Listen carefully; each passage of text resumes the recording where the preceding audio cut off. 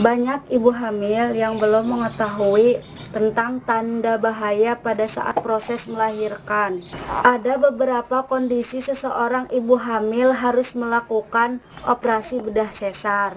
Untuk itu, pada video kali ini saya akan memberikan penjelasan mengenai kondisi tersebut, sehingga ibu dan janin juga dapat terselamatkan dengan baik. Semua tanda bahaya persalinan tersebut bersumber dari buku pink ini, yaitu buku panduan untuk ibu hamil, yang mungkin semua ibu hamil memilikinya, tetapi jarang yang membacanya. Pada kesempatan kali ini, saya akan memberikan penjelasan detailnya. Untuk itu, terus ikuti video saya berikut ini sampai selesai.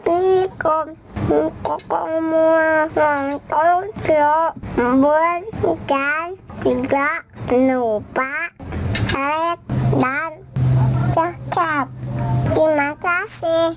Halo teman semua, jumpa lagi bersama saya di channel Bunda Firda.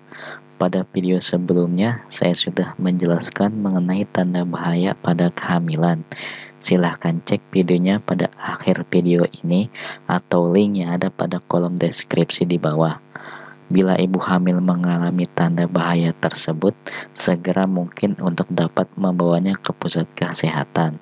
Dan pada video kali ini, saya akan berusaha menjelaskan mengenai kondisi tanda berbahaya pada proses persalinan.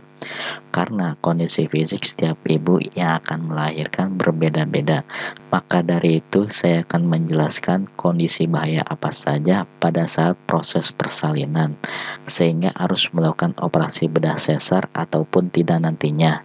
Pada umumnya, bidan atau dokter yang menangani akan tahu apakah proses melahirkan tersebut berhasil secara normal atau harus memberikan rujukan untuk sesegera mungkin untuk dilakukan operasi bedah sesar. Untuk itu, bagi ibu hamil harus memperhatikan hal berikut ini agar nantinya tahu apakah yang dilakukan oleh bidan ataupun dokter yang menangani Anda sudah benar. Karena banyak sekali dokter ataupun bidan zaman sekarang yang belum terjadi sesuatu, ia sudah menganjurkannya untuk dioperasi bedah sesar. Seperti pengalaman pribadi pada istri saya yang dianjurkan untuk bedah sesar karena pinggul yang sempit. Padahal setelah pemeriksaan diri kembali ke dokter yang berbeda, tidak perlu melakukan operasi bedah sesar. Dan akhirnya alhamdulillah anak saya lahir dengan selamat melalui proses persalinan normal. Untuk ibu hamil yang bersiap akan melahirkan, Anda harus memperhatikan beberapa kondisi berbahaya pada proses persalinan yang benar-benar harus dilakukan dengan operasi bedah sesar ataupun tidak. Karena bila tetap dilakukan dengan proses persalinan normal, bisa sangat berbahaya untuk ibu hamil. Yang pertama, pendarahan lewat jalan lahir. Beberapa wanita akan mengalami hal ini karena mengalami kelelahan saat sedang hamil ataupun kelelahan saat sedang bekerja.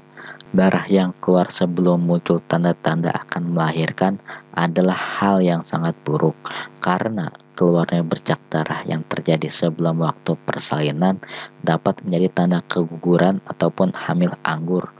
Hamil anggur akan berdampak buruk bagi janin, yaitu akan mengalami cacat. Maka untuk mengantisipasi bayi lahir cacat, hamil anggur harus digugurkan. Tetapi bila sudah memasuki hamil tua, ibu hamil bisa melakukan operasi bedah sesar karena ditahukan terjadi hal yang tidak diinginkan. Yang kedua, tali pusar atau tangan bayi keluar dari jalan lahir. Hal ini seringkali menjadi masalah dalam proses persalinan.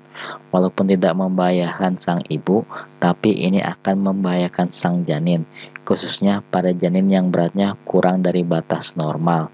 Satu-satunya cara untuk solusi tersebut adalah tali pusar atau tangan bayi yang keluar dimasukkan kembali dengan cara memasukkan tangan dokter ke dalam vagina dan mendorongnya janin menjauhi tali pusar.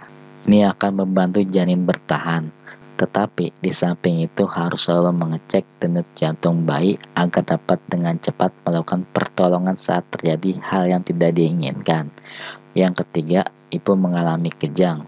Beberapa ibu yang akan melahirkan pastinya akan mengalami semacam trauma, khususnya saat melahirkan anak pertama atau baru pertama kali melahirkan. Ada pula sebagian ibu hamil yang memiliki penyakit epilepsi atau ayan. Bila memiliki penyakit tersebut disarankan untuk operasi bedah sesar. Bila terjadi kejang pada ibu saat proses kehamilan berlangsung, maka harus segera ditangani. Karena ibu yang mengalami kejang sangat berbahaya untuk ibu dan juga janin saat melahirkan. Segera bawa ibu hamil ke ruang UGD untuk dilakukan operasi bedah sesar agar ditindaklanjuti agar kelahiran dapat berjalan dengan lancar. Yang keempat, ibu tidak kuat mengejan. Proses kelahiran akan sangat aman jika ibu bisa mengejan dengan baik. Namun, dalam beberapa kasus yang sering ditemui adalah ibu yang tidak kuat mengejan dan menyebabkan bayi terlalu lama berada di pinggul. Hal ini membahayakan janin karena bayi yang lahir nantinya akan lemas dan terlihat tidak bugar. Bahkan, biasanya bayi tidak akan menangis saat lahir. Proses mengejan yang lemah seringkali disebabkan oleh beberapa faktor, seperti usia ibu yang melahirkan di atas 35 tahun, sehingga terlalu lemah untuk mengejan. Kurangnya gizi selama masa kehamilan. Untuk itu, selalu memperhatikan gizi ibu hamil sangatlah penting. Yang kelima, air ketuban keruh dan berbau. Air ketuban umumnya bening dan tidak berbau. Munculnya bau seringkali disebabkan karena bakteri jahat yang terdapat pada vagina. Air ketuban yang keruh biasanya ditandai dengan beberapa gejala, seperti demam pada masa kehamilan, suhu vagina yang berubah atau hangat ketika disentuh, meningkatnya sel darah putih dan nyeri pada uterus. Untuk mengantisipasi ini, sebaiknya para ibu selalu menjaga kebersihan dan kesehatan saat sedang hamil. Ini meliputi daerah kewanitaan karena sedang rawan, apalagi saat sedang hamil, sehingga harus dijaga agar selalu bersih dan terhindar dari bakteri jahat. Yang keenam, ibu gelisah atau mengalami kesakitan yang hebat.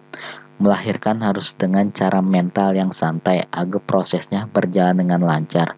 Bagi beberapa ibu yang mengalami trauma, biasanya akan mengalami gelisah yang berlebih, sehingga tersugesti dengan rasa sakit. Melahirkan memang sakit, terutama pada bagian vagina. Tetapi ini dapat diatasi jika seorang ibu memiliki perasaan yang santai dan tenang.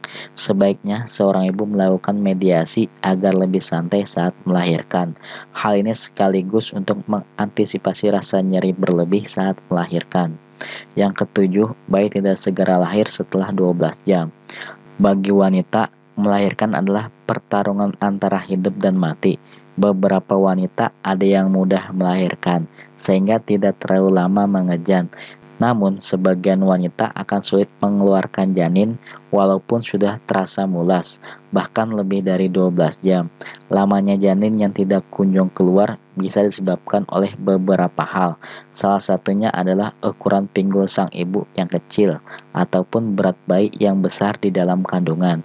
Saat hal ini terjadi, biasanya para medis akan melakukan pertolongan pertama dengan alat penyedot atau alat pacu untuk merangsang bayi agar lebih mudah keluar. Ini dilakukan untuk keselamatan bayi dan sang ibu agar tidak terlalu lama merasakan sakit yang akan berakibat fatal. Tetapi bila masih tidak berhasil, maka harus dilakukan operasi bedah sesar. Yang kedelapan, ibu mengalami asma dan gangguan pernapasan. Seorang ibu yang melahirkan tentunya sudah harus dipersiapkan kesehatan fisik maupun mental, terlebih jika seorang ibu memiliki penyakit asma. Bagi seorang ibu yang menderita penyakit asma dan ingin melahirkan secara normal, ini bisa saja dilakukan dengan cara proses kelahiran yang singkat. Pertolongan yang mungkin dilakukan saat proses kelahiran bagi ibu yang memiliki penyakit asma adalah dengan memakai alat pacu seperti vakum khusus untuk menyedot bayi. Bila hal tersebut tidak berhasil, maka bidan ataupun dokter akan menyarankannya untuk melakukan operasi bedah sesar agar lebih aman untuk kesehatan ibu dan juga bayinya. Yang kesembilan, ari-ari tidak kunjung keluar setelah proses melahirkan. Ari-ari biasanya akan ikut keluar setelah beberapa menit bayi lahir.